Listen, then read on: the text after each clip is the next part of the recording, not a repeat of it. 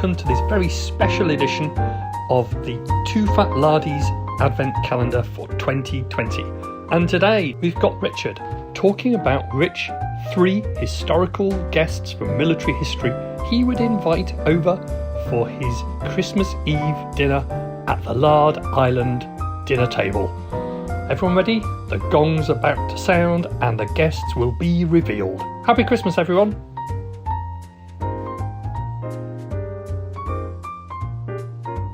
Well, that depends on what type of dinner we're talking about. If it's black tie with pre-prandial drinks in the lounge, followed by 4 courses, half a dozen decent bottles of Plonk, followed by a respectable port, so something civilised, I think I'd have to say Helmut von Moltke would definitely be my first choice. William Slim and Hannibal Barker. As big picture thinkers, these 3 are, I think, some of the most interesting men in the history of warfare. I love to hear them discuss the logistics of war and how this influenced their decisions. If I could have very specific discussions with each of them, I'd like to find out how von Moltke used Kriegspiel and what influence that had on the development of his plans in all of Bismarck's wars, really. I'd love to know how he found running the campaign of 1866 from his office in Berlin, really unique at the time when generals took to the field with their armies. But there he was, reliant on telegrams to inform him of events, and it strikes me as really the biggest manifestation of a Kriegspiel ever, as information moves back and forth, but of course he's doing it for real, so that would be incredible. I'd like to ask Slim of his impressions of the Japanese from his first arrival in Burma in 42 through to the end of 1945. Slim, for me, transcends the tactical, operational and strategic, so his view is really unique. I'd be interested in his thoughts on the Indian Army, because of course he was an Indian Army man, and that's an area we tend to gloss over or even ignore, and yet the war in Malaya and in Burma, and then on the Indian border and back down on the road to Mandalay again. It was predominantly an Indian affair, with the Indian Army doing the heavy lifting.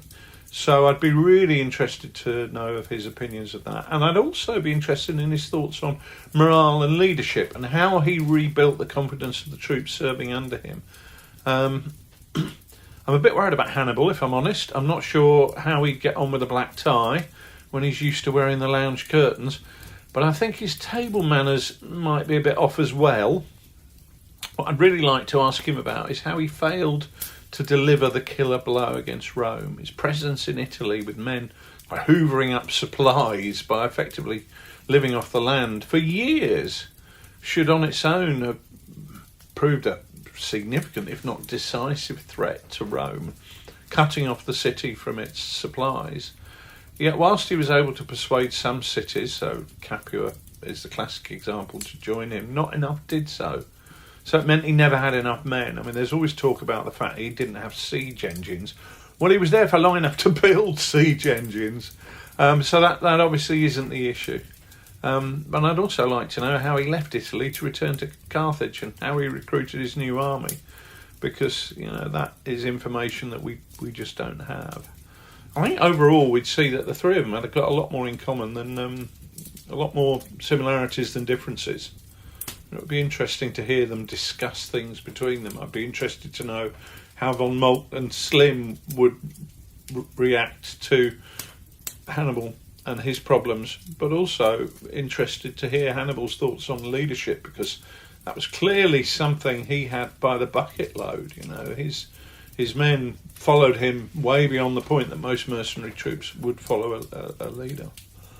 I think, of course, that's the posh dinner. There's always the alternative dinner, which is 16 pints and a trip to the curry house at 1 a.m, because it's the only place open.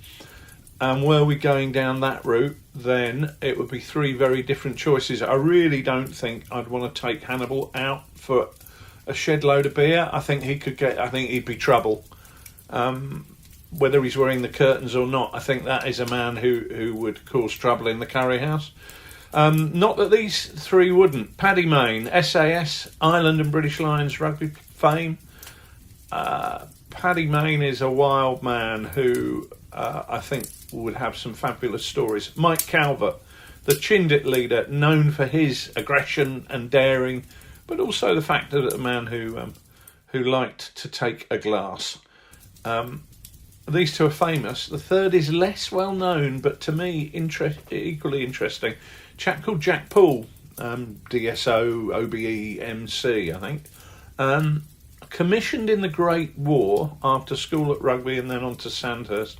He commanded a platoon at Ypres for 6 months before he was captured, prisoner of war, sent to Germany. But he escaped and got away via Holland, which brought him some small fame at the time. He got a private audience with the King, and I think they slapped a gong on him for that one. He then transferred to the Royal Flying Corps, and again he served on the Western Front. And at the end of the war, he transferred with a Royal Flying RAF mission to fly with the White Russian forces in southern Russia under Denikin, General Denikin. That is a campaign that I'm really interested in.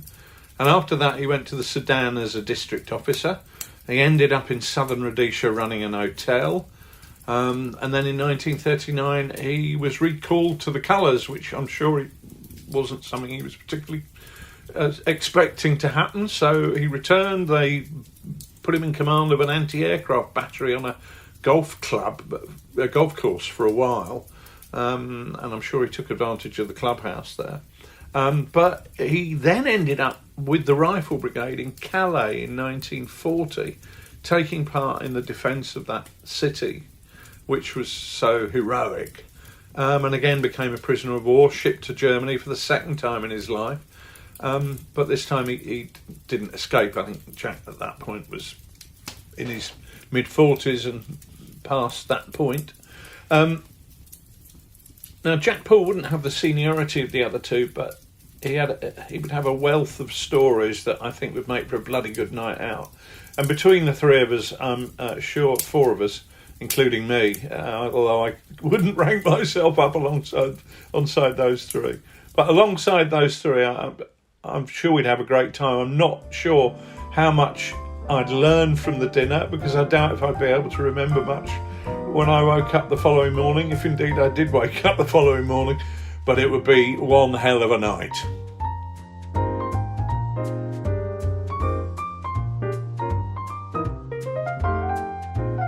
Remember, lard is for life and not just for Christmas.